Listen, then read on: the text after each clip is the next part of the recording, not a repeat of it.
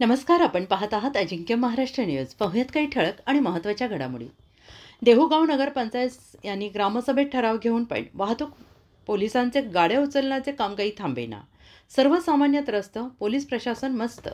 देहूगाव येथे मंगळवार आणि शुक्रवार आठवडी बाजार भरत असून आठवडी बाजारात देहूगाव आणि परिसरातून भरपूर प्रमाणात शेतकरी आपला भाजीपाला विक्रीसाठी आणत असून 2 चाकी 4 चाकी वाहनाने आपल्या मालाची वाहतूक करतात. त्यामुळे या 2 दिवशी वाहने लावण्यात अडचण निर्माण होते. या निमित्ताने देहूगाव नगरपंचायत यांनी ग्रामसभा घेऊन ठराव घेण्यात आला. तरी पण पोलीस प्रशासन आपल्या मनमानी कारभाराने गाड्या उचलण्याचं काम करत आहे. आणि विशेष बाब म्हणजे टोईंग वाहन आले तरी साहेब नियमानुसार गाडी नंबर या ठिकाणी न अनाऊन्स करता किंवा सूचना न देता 2 चाकी उचलण्याचे काम मात्र जोमात करत आहेत.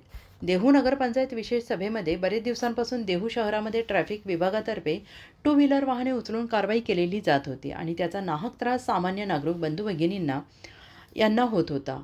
त्या निमित्ताने विशेष सभेमध्ये हा मुद्दा उपस्थित करून ही कारवाई बंद करण्याबाबत सर्वांमध्ये चर्चा करून मुख्याधिकारी साहेबांना विनंती करण्यात आली की सदर ट्रॅफिक विभागाला नगरपंचायतमार्फे निवेदन देऊन कारवाई बंद करावी आणि नागरिकांना पार्किंगची व्यवस्था करण्यात यावी अशी मागणी करून यावर सकारात्मक चर्चा करण्यात आली आणि मुख्याधिकारी साहेबांनी ही मागणी मान्य केली. त्याबद्दल मुख्याधिकारी श्री कोंडेसाहेब, देहू नगरपंचायत प्रशासन आणि सभेच्या अध्यक्षा सौ प्रियंकाताई मोरे, उपनगराध्यक्षा सौ स्मिताताई चव्हाण, माजी नगराध्यक्षा सौ रसिकाताई काळुखे, माजी उपनगराध्यक्षा नगरसेविका सौ ज्योतिताई टेळीकर, नगरसेविका सौ मिनताई कुराडे, नगरसेविका सौ सपनाताई मोरे, नगरसेवक श्री मयूर टेळीकर, नगरसेवक श्री योगेश काळोखे, नगरसेवक श्री मयूर शिवचरण, नगरसेवक श्री प्रवीण काळोखे, उपस्थित सर्व अधिकारी आणि सगळ्यांनी ठराव मंजूर करण्यात आला.